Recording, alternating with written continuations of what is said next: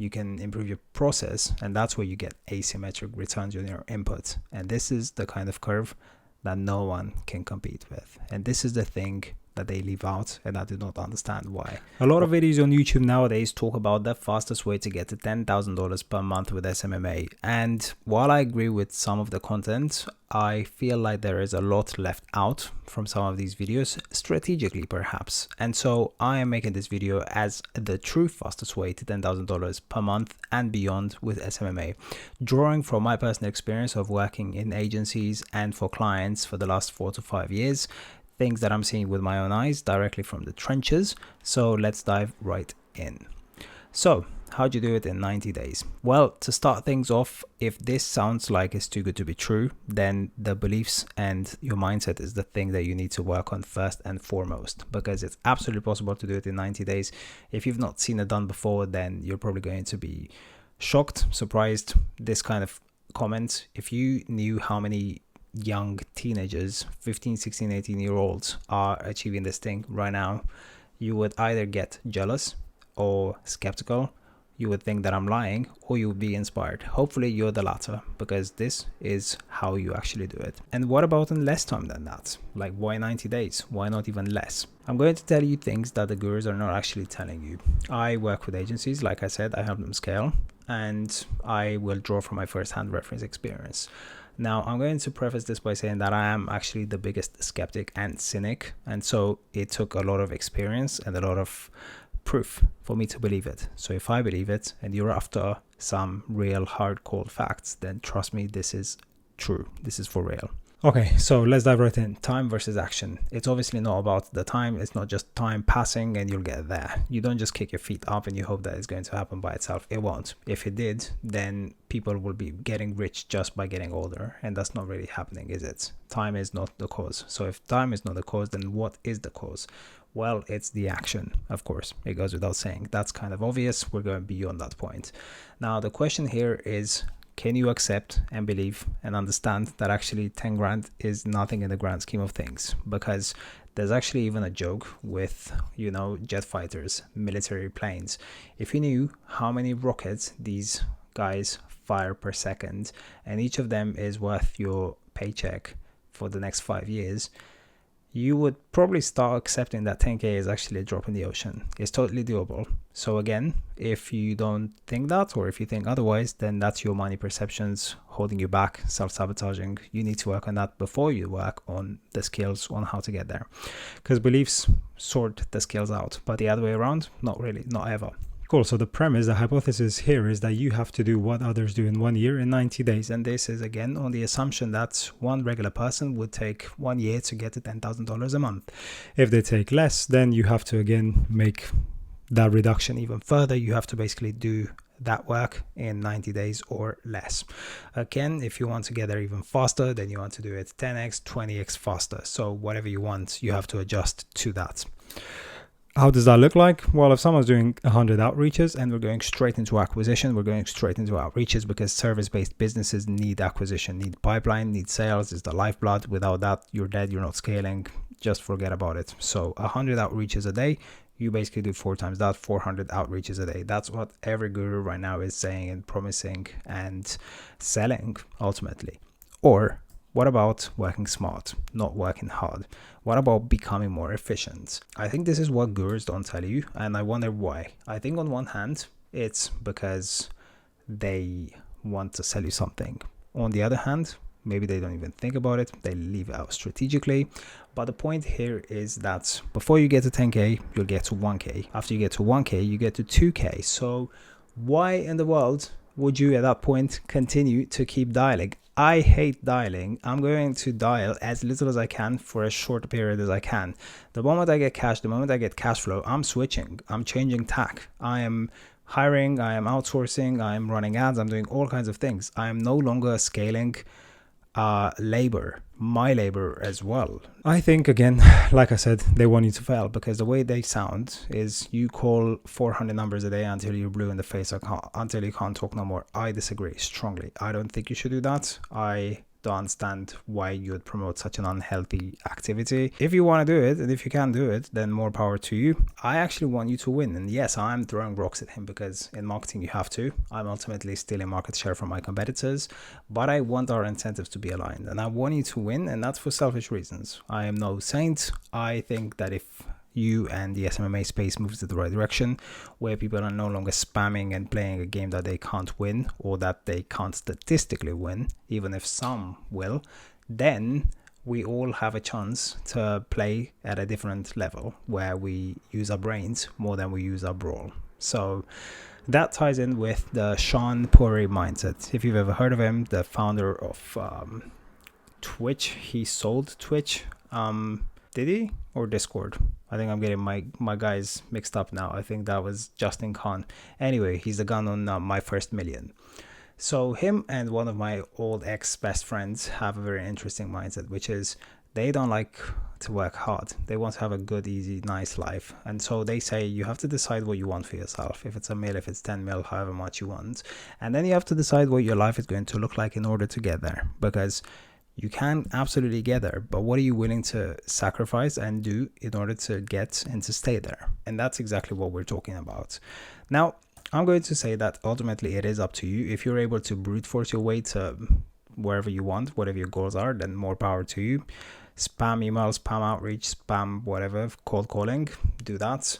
But at the end of the day, weigh things and keep them into perspective. Don't forget what Hormozy says, what Naval says, what basically every entrepreneur says, which is leverage media, leverage code, and leverage other people's time. So, don't phone leads till you're blue in the face. And also remember that if you don't play smart, then others will. If you don't run ads, others will run ads, and they will smoke you because fortune favors the brave and the smart. And this is a cutthroat industry like any other. It's business. It's nothing personal. And if you don't take smart, intelligent steps ahead, then your competitors probably already are. And this is not me fear mongering, it's just common sense. Like, you can use your brain and you'll get to the same conclusion. I mean, it's not a zero-sum game per se, but it's also not a win-win at all cost, because every client that ends in your competitor's pipeline is a client that you can no longer get to, so you're wasting valuable time. This is also a matter of timing.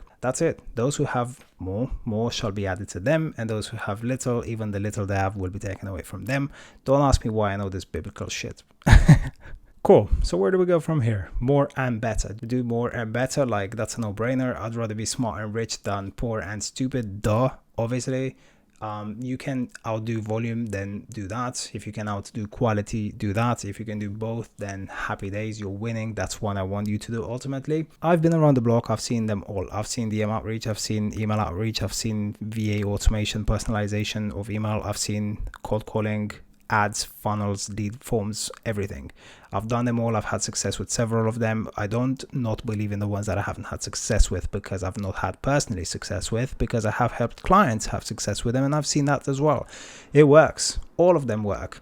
The question is of timing and sequence and deploying them strategically and smartly, so you don't get left behind by others, and so you don't blindly believe everything that comes out of a guru's mouth. Like, for the love of God, use your brain. Use your brain and don't idolize anyone and their advice.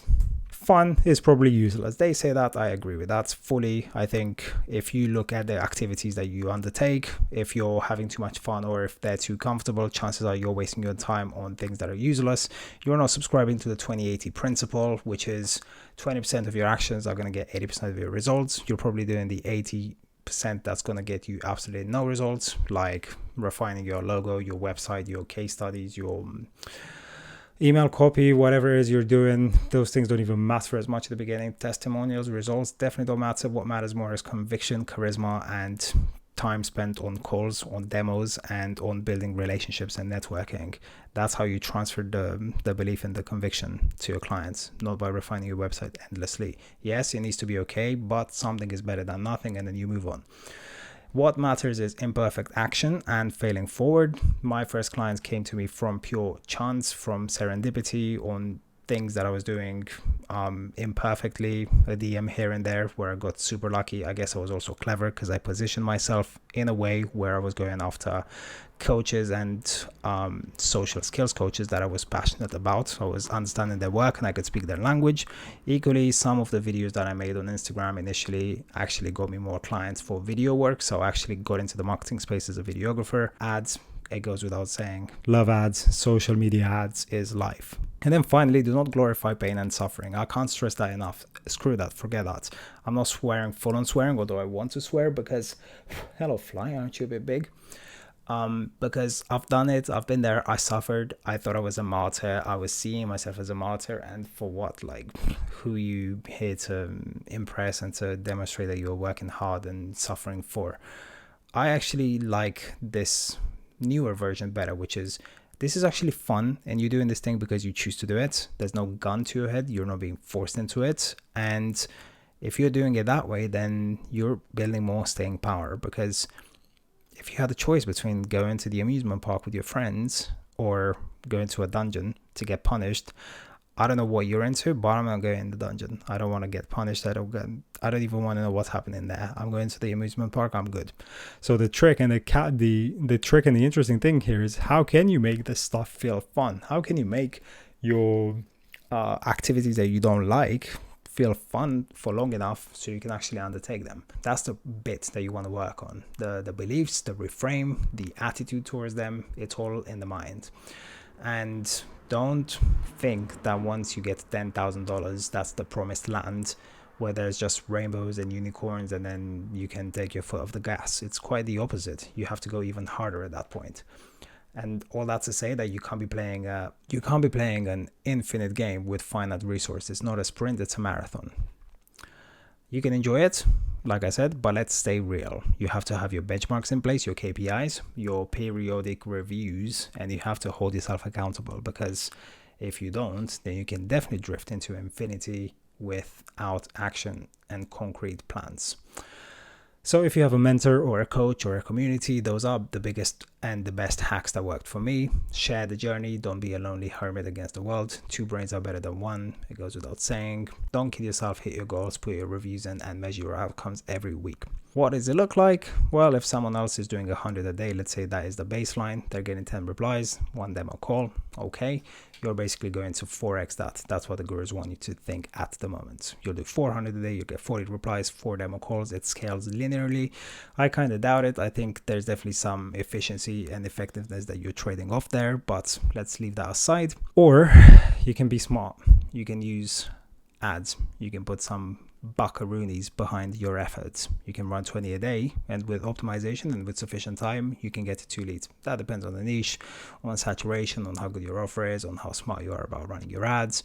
Maybe it's not 2 leads, maybe it's 1, maybe it's 40 a day, maybe it's 50. It doesn't even matter. As long as you have an offer that can basically offset the cost per acquisition, then you can scale that to the moon.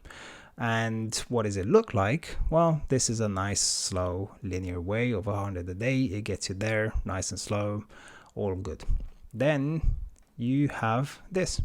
This is the one, the 4x one. You're there in half and then half some more ish. So you're there a bit faster, you progress like that. But if you notice that you don't actually need to continue like that, in fact, you don't even need to get that far. Because like I said, before you get to 10K, you get to 2K, you get to 1K. You can actually do this. You get your ads popping. You get your systems in place. You work on your offer. You work on charging more. You can improve your process. And that's where you get asymmetric returns on your input. And this is the kind of curve that no one can compete with. And this is the thing that they leave out, and I do not understand why. What I do. And I hope at this point you do as well. And I hope you recognize the potential of this mindset.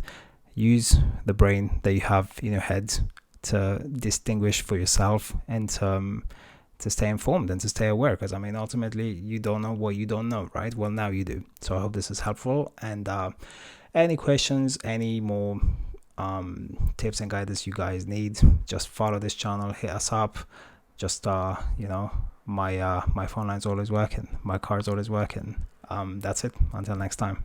Bye bye.